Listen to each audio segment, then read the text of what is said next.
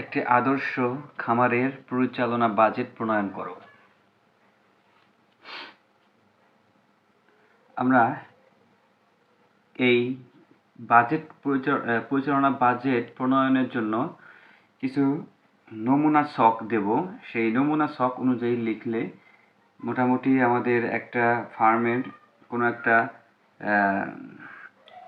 ফসল নিয়ে যদি আমরা বাজেট করি তাহলে এর বাইরে কিছু অ্যাড হতে পারে, কোনো কিছু আবার বাদও যেতে পারে। এটা ডিপেন্ড করবে সেই খামারের যে উপকরণগুলো আছে সেই উপকরণের প্রাপ্তি এবং কী ধরনের উৎপাদ হবে এর উপর নির্ভর করে, কী ধরনের ফসল উৎপাদন করা হবে তার উপর নির্ভর করবে। তাহলে আমরা এরকম কিছু একটা স্ট্রাকচার আকারে লিখে ফেলি। প্রথমে আমার দিতে হবে খামারের নাম ও ঠিকানা। বিসমিল্লাহ এগ্রো ধরলাম আমরা, বিসমিল্লাহ এগ্রো।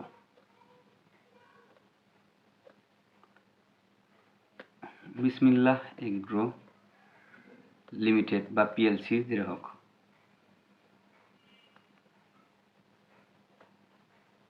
পিএলসির নাম দিলাম, আমরা আমাদের যে যার মতো নাম দেব। ঠিকানা পিএলসি ধরলাম কাহালু বগুড়া। এটা আমরা ধরে নেওয়া নাম, যে কোনো একটা নাম, আমি জানি না এটা আছে কিনা, এই নামে আছে কিনা, আমি একটা দিলাম আর কি। বিসমিল্লাহ এগ্রো পিএলসি কাহালু বগুড়া, ঠিকানা দিয়ে দিলাম। এখন আমরা যে বছরের বাজেটটা প্রণয়ন করব সেই বছরের লিখতে হবে, অর্থ বছর বা বছর। হ্যাঁ, অর্থ বছর হতে পারে, যে কোনো হতে পারে। হ্যাঁ, অর্থ বছর দিলাম, ধরলাম এটা আমাদের 2025-26 অর্থ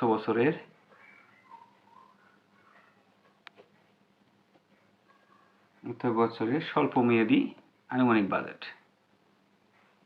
আনুমানিক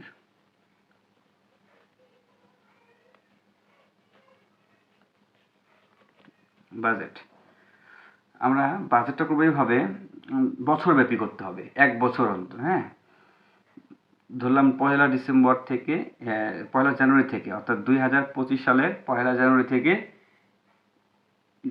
25 সালের 30 ডিসেম্বর পর্যন্ত। অথবা এবার অর্থ বছর দিচ্ছে যেহেতু, সেহেতু এটা হবে তোমার হলো 1 জুলাই।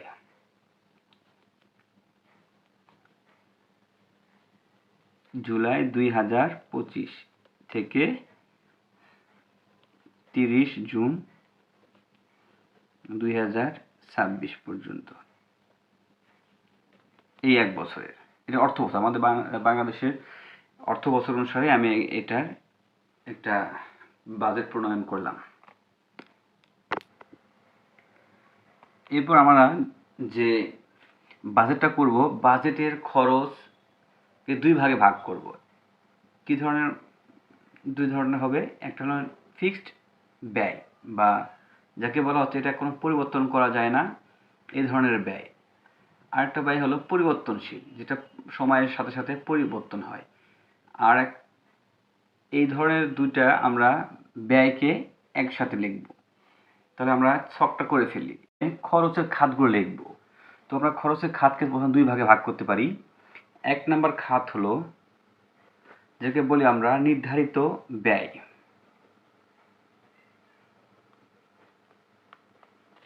নির্ধারিত, বা যাকে ইংলিশে বলি আমরা ফিক্সড ব্যয়, নির্ধারিত ব্যয়।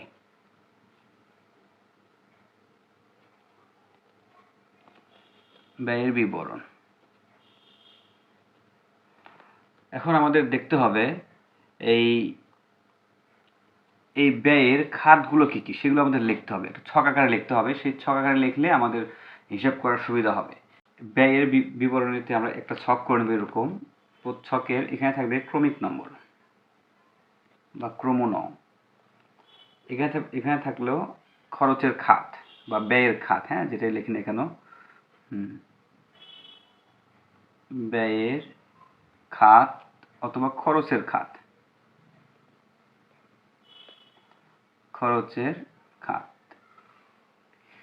এখন আমাদের এখানে আনুমানিক খরচের খাত বলতে এখানে ক্রমিক নং 1, 2 এভাবে যতগুলো আমাদের খাত বাড়বে ঠিক ততগুলো আমাদের লিখতে হবে এখানে। খাত 1 নম্বর খাত কি হবে সেটা লিখবো, 2 নম্বর খাত কি হবে সেটা লিখবো।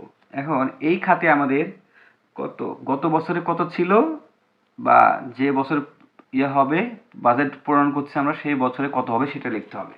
তো আমরা এখানে একটা ঘরের মধ্যে 2টা ঘর করতে হবে, সেটা হলো আনুমানিক খরচ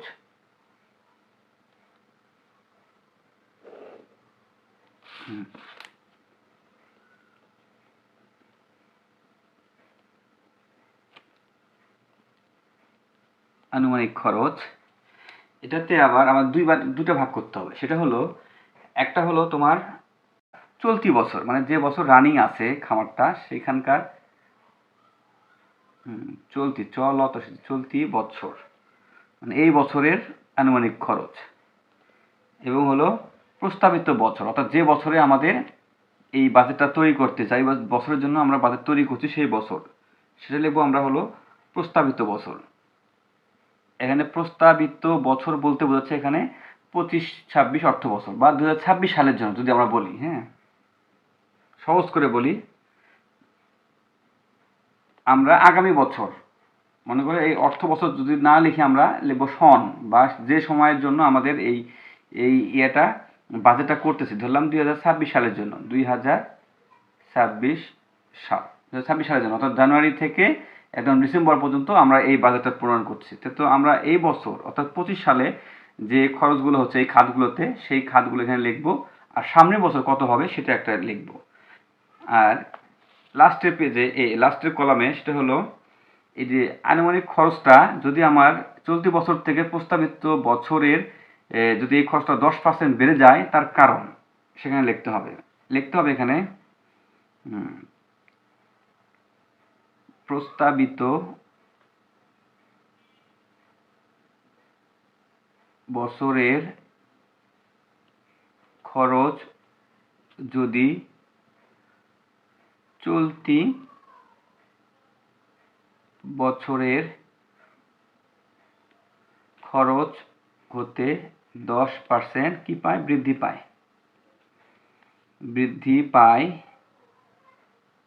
পায় তার কারণ এখানে লিখতে হবে। অর্থাৎ আমি একটা এক্সাম্পল ধরে নিই তোমার এখানে, সেটা হলো স্থায়ী কর্মকর্তাগণের বেতন, এগুলো ফিক্সড কস্টগুলো কোনগুলো সেগুলো একটু আমরা লিখে ফেলি। কি হতে পারে, কর্মকর্তার বেতন, যারা স্থায়ী কর্মকর্তা আছে বা কর্মচারী আছে তাদের বেতন, তাহলে এখানে হবে কি কর্মচারীর বেতন বা কর্মকর্তার বেতন। একটা ফার্মে করতে গেলে স্থায়ী কর্মকর্তা লাগে বা কর্মচারী লাগে, হ্যাঁ কর্মকর্তা বা কর্মচারীর বেতন।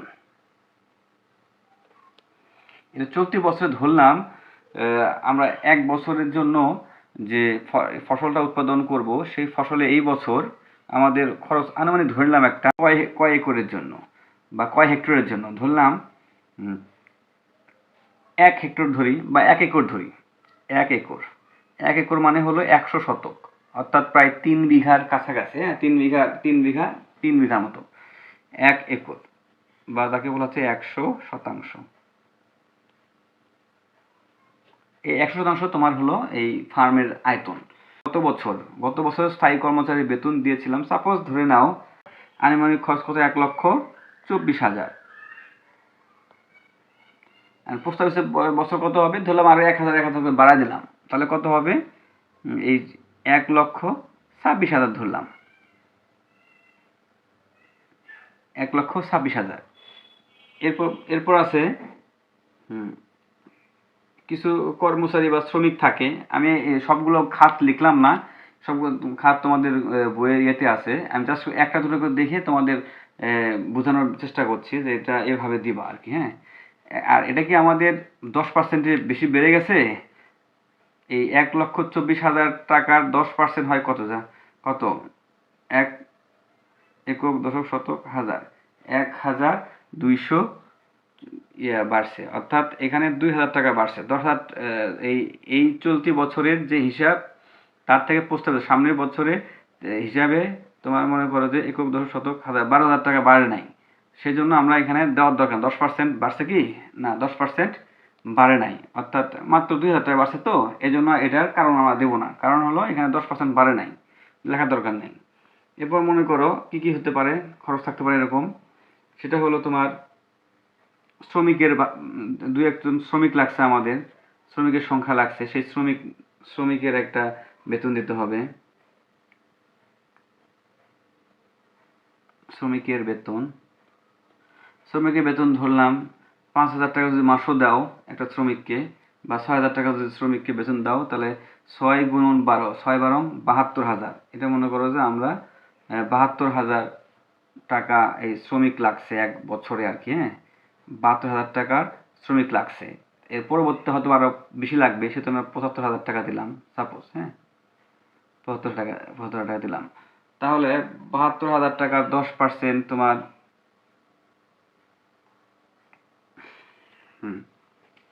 ঠিক আছে, তাহলে এই বাড়ছে, যদি আমাদের এখানে 10% বৃদ্ধি পায় তাহলে এখানে লিখে দিতে হবে, কি লিখে দেবো, যেহেতু বাড়ছে সেখানে লিখে দিতে পারি যে যে দ্রব্যমূল্য ঊর্ধ্বগতির কারণে এই বেতনটা বাড়ানো হয়, 10%-এর বেশি বাড়ানো লাগছে আর কি। তো এরকম ভাবে এখানে লিখে দিবা দ্রব্যমূল্যের ঊর্ধ্বগতি, এই কারণে আমি এই শ্রমিকদের বেতন বাড়াই দিছি। আর এই ধরনের ফিক্সড ব্যয় কি কি আছে ধরলাম আমি এখানে লিখে দিচ্ছি, 3 নাম্বার দিয়ে লিখলাম, খাজনা দিতে হবে, যে জমি নিছি আমরা তার খাজনা দিতে হবে, খাজনা খুবই কম, এটা মনে হয় এই 2-3 টাকা শতক হিসেবে, এই মাঠের জমি হিসেব করলে 100 টাকার হয়, অথবা 200 টাকা হবে, 1 শতকে 200 টাকা হবে। তো এটা চলতি বছরে 200 টাকা, এই বছরে যাতায়াত সহ মনে গতবার লাগছে হলো 200 টাকা, এবার হয়তো বা 220 টাকা লাগবে সাপোজ, এরকম আর হ্যাঁ 220 টাকা। আরও কি কি খরচ আছে সাপোজ এগুলো লিখতে হবে এখানে। বাড়ছে কি 10%? না বাড়ে না, এই জন্য এখানে লেখার দরকার নেই। আর কি হতে পারে, খাজনা, যন্ত্রের ক্ষয় যদি থাকে এরকম, মানে আমরা যে পাওয়ার টিলার থাকি, ট্রাক্টর আছে আমাদের, ইয়ে আছে, যন্ত্রের ক্ষয় বা যন্ত্রের মেরামত, হ্যাঁ মেরামত, যন্ত্রের মেরামত তো করতে হবে, একটা থোক বরাদ্দ আমরা দিয়ে দেবো এখানে, যন্ত্রের মেরামত করতে তো হবেই আমাদের, তাই না? তো এগুলো মেরামতের জন্য এখানে ধরলাম বছরব্যাপী হলো 10,000 টাকা ধরলাম আর কি, হ্যাঁ 10,000 টাকা ছিল, এবার হয়তো বা আর একটু বাড়াতে হবে, 12,000 টাকা, 12 টাকা দিলাম। এইভাবে আরো আছে, মনে করো যে আয় কর দিতে হবে আমার, আয় কর দিতাম হলো 3,000 টাকা মিনিমাম একটা, সেখানে হয়তো বা এখানে 3500 টাকা দিলাম। বিদ্যুৎ বিল দিতে পারি, আরো বিবিধ, ঠিক আছে, বিমার প্রিমিয়াম থাকতে পারে, ভবনের, আমরা যে ভবন আছে আমাদের সেখানে ভবনের মেরামত হতে পারে, ঠিক আছে, ভবন মেরামত, এখানে মনে করো 5,000 টাকা ধরলাম, মানে 5,000 টাকা খরচ হয়েছে, সামনের বছর হয়তো বা 6,000 টাকা লাগবে, মানে যে বছর বাজেট করতে সেই বছরে 6,000 টাকা লাগতে পারে। তো এই ধরনের যদি বাড়ে এখানে 20 বছর, এই এখানে তো মনে করো যে 500 টাকা, কিন্তু হয়ে গেছে 1,000 টাকা, 10% বেশি হয়ে গেছে, তার কারণে হলো এখানে নিতে পারো দ্রব্যমূল্যের ঊর্ধ্বগতি লিখে দিবা। এইভাবে আরো যে কটা খাত থাকে সেগুলো তোমরা ফিক্সড কর, একটা বিবিধ লিখে দিলা, লাস্টে দিবা কি বিবিধ খরচ আছে, সেগুলো খরচটাও আমাদের একটু বাড়তে পারে, এই বিবিধ খরচটা আমাদের বাড়তে পারে, এমন বিবিধ খরচ ধরতে হয়তো বা 5,000 টাকা, সেটা বেড়ে এখন 7,000 টাকা করলা বিবিধ খরচ। অর্থাৎ আমাদের একটা ফার্মের যে খরচগুলো ফিক্সড থাকে, মানে এগুলো একটু ধরতে হয়, যেরকম খাজনা দিতে হবে, আয় কর দিতে হবে তোমার, এগুলো তোমার ওই প্রোডাকশনের সাথে সম্পর্কিত না হলেও, ডিরেক্টলি না হলেও ইনডিরেক্টলি ভাবে এগুলো আমাদের ওই প্রোডাকশনের সাথে সম্পর্কিত। ব্যবসা পরিচালনা করার জন্য তোমার আয় কর দিতে হবে, খাজনা দিতে হবে, শ্রমিককে বেতন দিতে হবে, এই খরচগুলো আমরা ফিক্সড কস্ট ধরে নিলাম। এবং এখানে আরেকটা জিনিস আছে, সেটা আসলে এখানে অ্যাড করা হয়নি, সেটা হলো আমরা জমি যে ভাড়া নেব লিজ মানি, সেই লিজ মানি কিন্তু আমরা এখানে অ্যাড করে নাই, সেটাও দিতে পারো, যে জমি যে আমি যদি নিজে না হয় জমি, সাপোজ জমি আমি কোনো কারো কাছ থেকে বর্গা নিয়েছি, তার সেই বর্গার মানি, হ্যাঁ, লিজ মানি বা জমি লিজ মানি,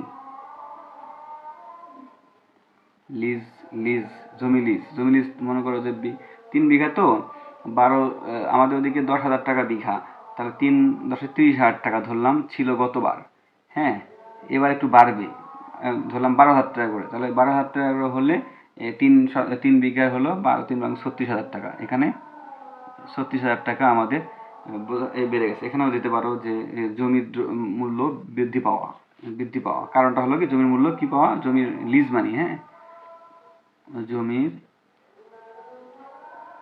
লিজ মানি বা লিজ অর্থ, লিজের পরিমাণ, লিজ মানি বৃদ্ধি বা বাজার দরের সাথে সামঞ্জস্য করার জন্য আমাদের বাড়াতে হয়েছে। এরপরে কি হতে পারে, আরও খাত এরকম থাকতে পারে, এরকম আরও খাতগুলো তোমরা অ্যাড করবা। খাত কি হতে পারে, এখানে ধরলাম আমরা যদি মনে করি একটা লোক, তার কোনো টাকা পয়সা নাই, কিন্তু সে ব্যাংক থেকে লোন নিয়েছে, তাই না, সে লোনগুলো কই যাবে, তাহলে এই লোনগুলো কিন্তু এখানে চলে আসবে। মনে করো ধরলাম এই ফসল বা এই 1 বছরে আমার খরচ হবে 1 লাখ টাকা, আমি 1 লাখ টাকা যদি লোন করতাম, সে তার লোন 18% মতো আমাদের কী দেওয়া লাগতো, আমাদের সুদ দিতে হইতো। তার মানে এখানে দিতে হবে ইন্টারেস্ট, ব্যাংক ইন্টারেস্ট, ব্যাংক সুদ ধরলাম 1 লাখ টাকার জন্য 18,000 টাকা আমাদের কি করতে হবে, দিতে হবে, সেই এখানে দেব। এখানে এবার ছিল মনে করো যে 18,000 টাকা, পরের বছর হয়তো বা 19,000 টাকা হয়ে যাবে, ধরলাম আর কি, সব কিছু মিলে। তো এই ধরনের খরচগুলো সবগুলো কি করবো, এখানে মোট করে দেব। মোট তাহলে কেমন হবে, এই সবগুলো যোগ করে একটা মানি আসবে। সে মানি কত আসবে, ধরলাম সবগুলো যোগ করে এখানে হয়েছে আমার 2.5 লাখ টাকা, ধরলাম কত লাখ টাকা, আমি ধরলাম একটা আনুমানিক, যোগ করে যা হবে তাই, সবগুলো যোগ করে 2,50,000, 2,50,000 টাকা। এটা হলো আমাদের কি খরচ, তোমার ফিক্সড খরচ, নির্ধারিত খরচ বা নির্ধারিত ব্যয়, ফিক্সড কস্ট গেল। এরপর আসবে আমাদের কি, খ নাম্বার, এরপর হলো আমাদের পরিবর্তনশীল খরচ।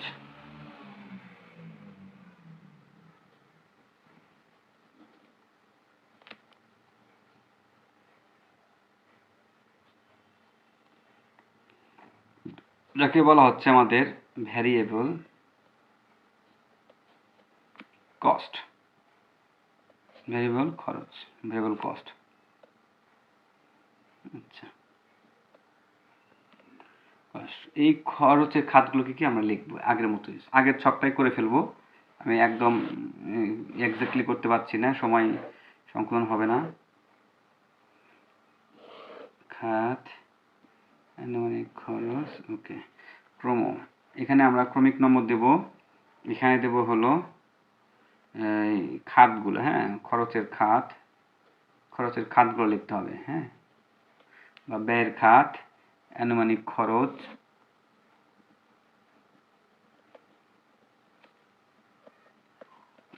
এখানে দুই ভাগে হবে, মানে পূর্বের খরচ বা গত বছর বা চলতি বছর,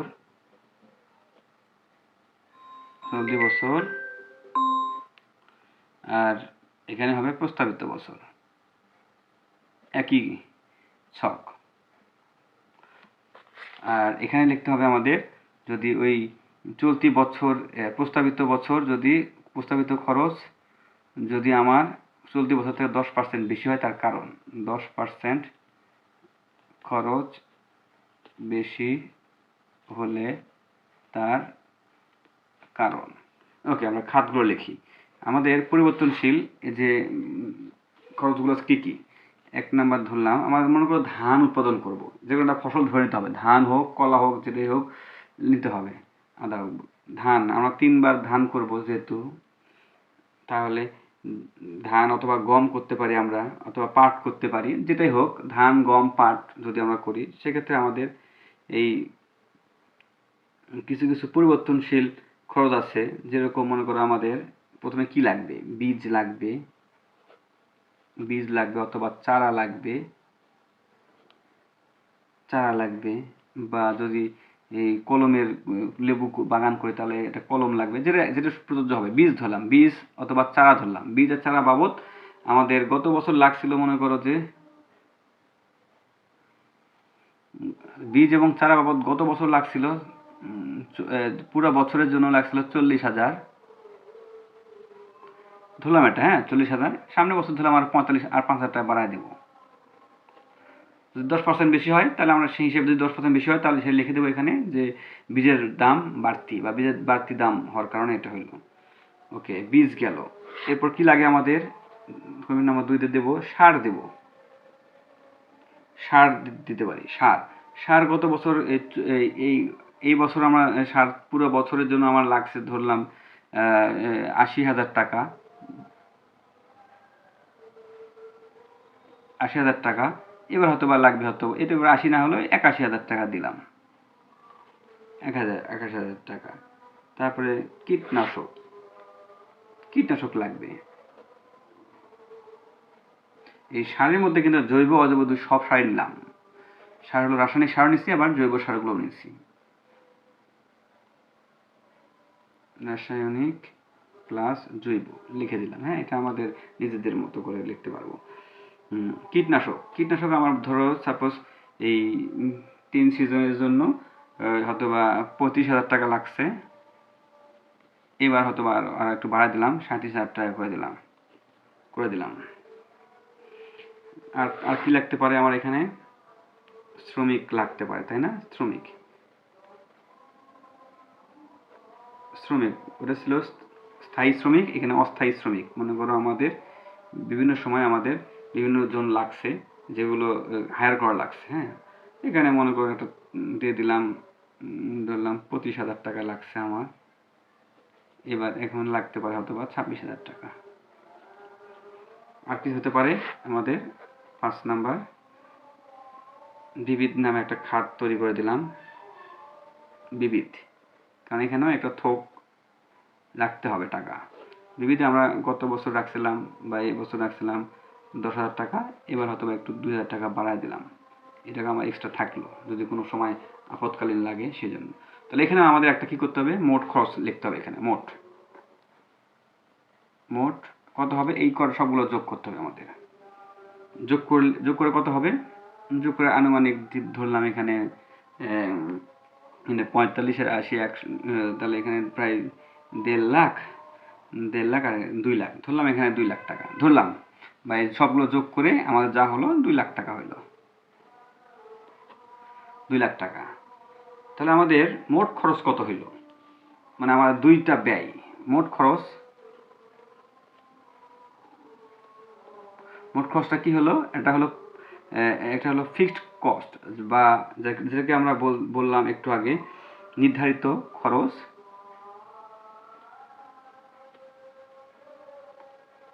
প্লাস পরিবর্তনশীল খরচ।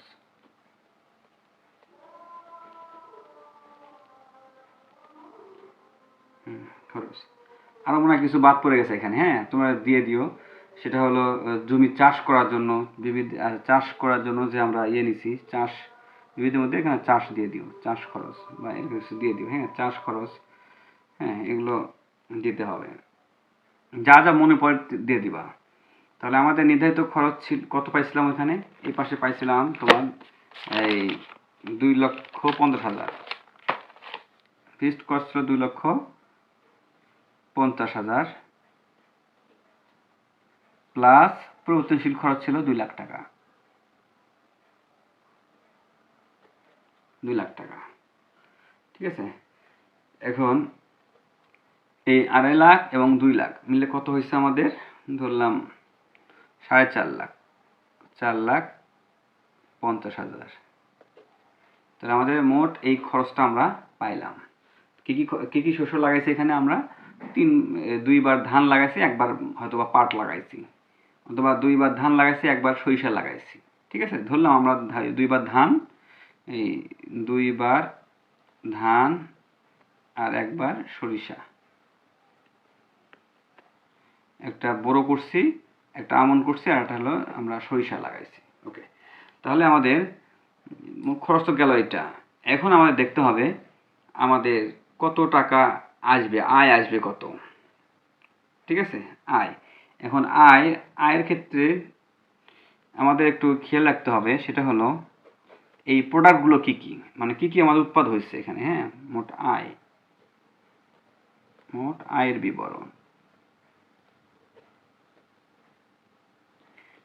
কয় বিঘার জন্য বলছি আমরা এখানে, 3 বিঘা, অর্থাৎ 100% জন্য। তাহলে আমরা ওই একইভাবে ইয়ে করে ফেলি, সব একটা এঁকে ফেলি। ক্রমিক নং, আইটেম, গত বছর কত ছিল, এবছর কত, আর মন্তব্য, একই সব। ক্রম নং, আইটেম বা আয়ের খাত, এখানে কিন্তু আয়ের খাত দিবা, হ্যাঁ, ব্যয়ের খাত দিবা না, এখানে বইয়ে ভুল দেওয়া আছে। এখন পরিমাণ, আনুমানিক পরিমাণ বাজারেই হোক, এটা হলো গত বছর বা চলতি বছর, হ্যাঁ, চলতি বছর, আর এটা হলো প্রস্তাবিত বছর। একইভাবে এখানে যদি 10%-এর বেশি আয় হয়, আয় হলে তার কারণ। এখন আমরা এখানে আয় কি কি থেকে আসতে পারে, আমাদের একটা আনুমানিক একটা আমাদের ইয়ে রাখতে হবে সবসময়। ধানের ক্ষেত্রে 3বার ধান আসছে, 2বার ধান আসছে এবং 2বার খড় আসছে, এবং আর কি আসতে পারে, ধান আর খড় ধরলাম, ঠিক আছে, ধান আর খড় তো ইয়েই আছে, আর একটা আবার কি আছে, সরিষা আসছে। তাহলে আমরা যদি এরকম হয়, ধান 1 নাম্বার দিলাম, কি আসবে তাহলে, ধান। আর কাজ হলো ধান বিক্রয়, যেহেতু আমার 2বার ধান হচ্ছে, একদিকে যদি 30 মণ করেও 25 মণ করেও ধান হয়, ধান তোমার মনে করো যে 2বারে, তাহলে কত মণ হচ্ছে, একবার 25 মণ হয়েছে, একবার ধরলাম 20 মণ হয়েছে, 25 আর 20 হয় 45 মণ। 45 মণ ধানের দাম কত হবে সেটা আমরা এখানে লিখব। ধান বিক্রয় গত বছর ধরলাম, আনুমানিক ধরলাম একটু আমরা, ধরলাম তোমার 2 লাখ টাকা বিক্রি হয়েছে ধান, 2 লাখ টাকা বিক্রি হয়েছে, আরো কম ধরলাম, যদি ধরি, সেটা হলো, আচ্ছা 2 লাখ টাকা ধরলাম, গত বছর হয়েছে কত, 2 লাখ টাকার